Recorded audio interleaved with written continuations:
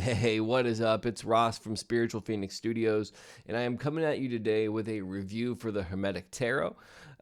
So, right off the rip, I like to ask, is it easy to use?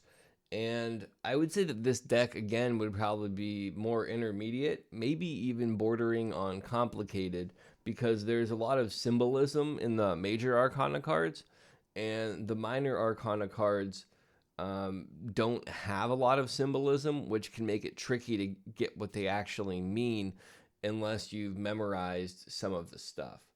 Now, um, that said, all of these things are heavily symbolically encoded, and if you're symbolically literate, you can interpret it.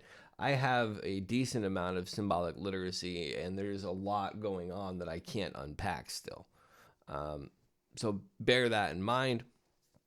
Quality of cards.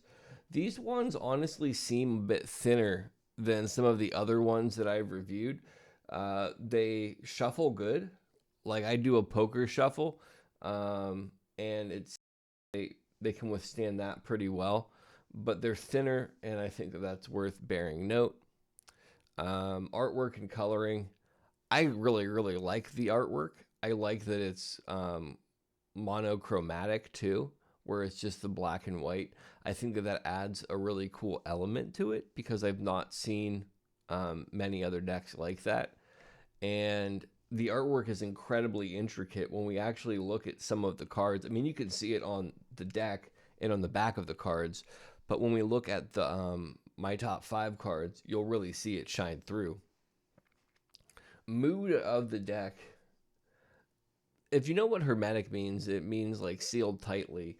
And it comes from the hermetic tradition where it was a way of thinking that was passed from lip to ear, as they say. And they were very secret in their teachings. There's a lot of stuff encoded in this. And I want to say that this was created by a member of the Golden Dawn, just like Rider Smith Waite. But they encoded stuff differently in this deck. Now, my top 5 favorite cards in this deck. We're going to get into that now. First one is the Lover's card.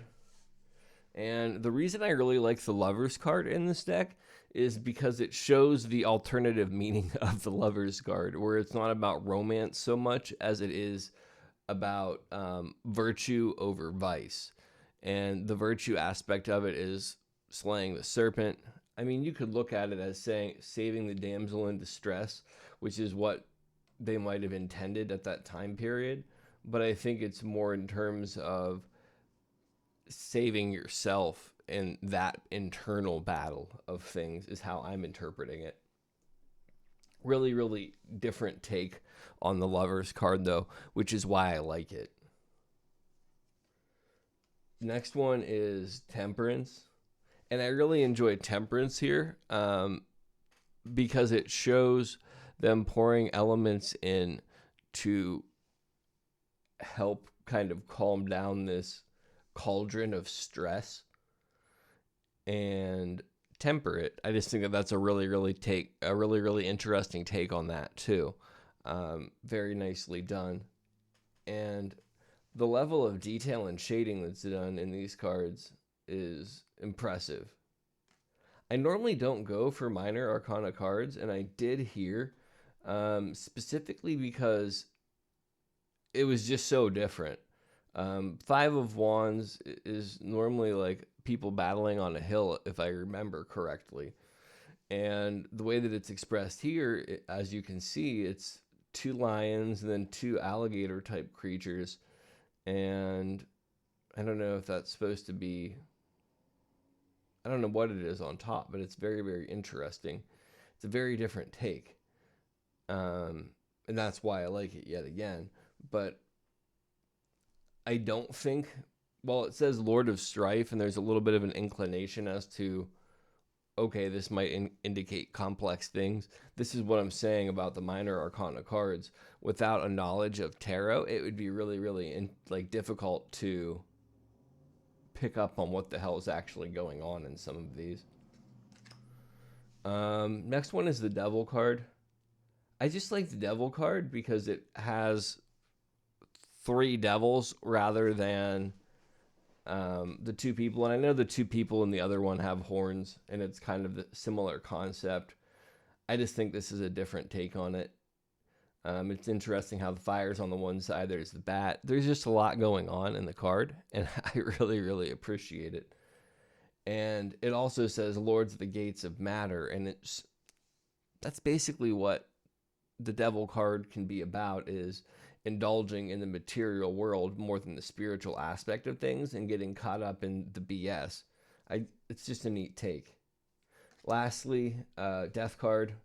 Death card's always one of my favorite cards just because I think the artwork for it brings out a lot in people. The artists really get to display their creativity on it.